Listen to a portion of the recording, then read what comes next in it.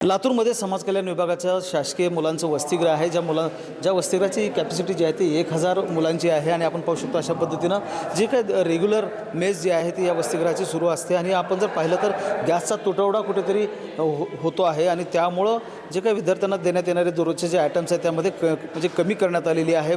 डाळ भात आणि चपाती देण्यात येत आहे आणि एकूणच आता चूल मांडून त्यावर स्वयंपाकसुद्धा करायला सुरुवात करण्यात आली आणि आता आपण जर पाहिलं तर वसतिगृहाच्या किचनमध्ये आपण आहोत.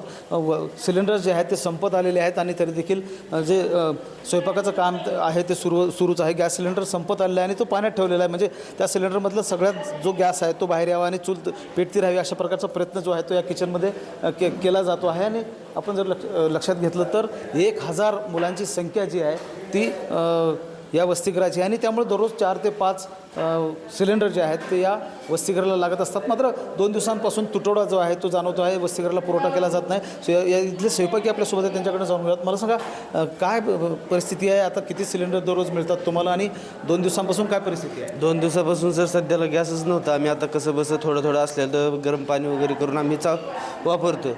पण आता आम्हाला रोजचे 4-5 सिलेंडर लागत आहेत. पण आता सध्याला पाहिजे आम्हाला. पण आता जेवण नसल्यामुळे जास्त जेवण आयटम जास्त असतात आमच्यात. डाळ, 2 भाज्या, पातळ भाजी वगैरे असते. पण आता सध्याला आम्ही डाळ, चपाती आणि भात एवढंच शिजवते कसं तरी. आणि बाहेर काय गॅस नसल्यामुळे आम्ही बाहेर चुलीवर सुरुवात केली स्वयंपाक. चूल मांडलेली आहे आणि चुलीवर बाहेर चालू आहे स्वयंपाक. आणि जे रिकामे सिलेंडर आहेत ते आता पाण्यामध्ये ठेवून ते शिल्लक कमी असेल त्याला गरम पाणी करून आम्ही वापरतो कसं तरी. त्यातलं शिल्लक राहिलेलं काढतोय. त्याच्यात चपाती चालू आहे सध्याला. बाकी भाजी वगैरे सगळे चुलीवरच करतोय. म्हणजे आपण जर पाहिलं तर अशा पद्धतीनं गरम पाण्यामध्ये सिलेंडर ठेवण्यात आलेला आहे. म्हणजे सिलेंडरच्या बुडाला जे काही शिल्लक गॅस आहे तो वर यावा आणि त्यावर भाकरी व्हाव्यात अशा प्रकारचा प्रयत्न आहे.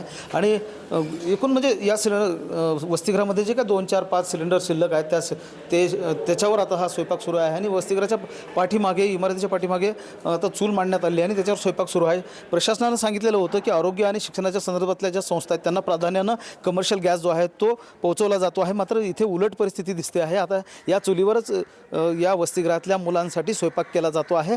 याकडे खरं तर प्रशासनाला लक्ष देऊन गॅसचा जो पुरवठा आहे तो करण्यात यावा अशा प्रकारची मागणी विद्यार्थी आणि इथले प्रशासन करत आहे. महेंद्र जोंधळे, TV9 मराठी, लातूर.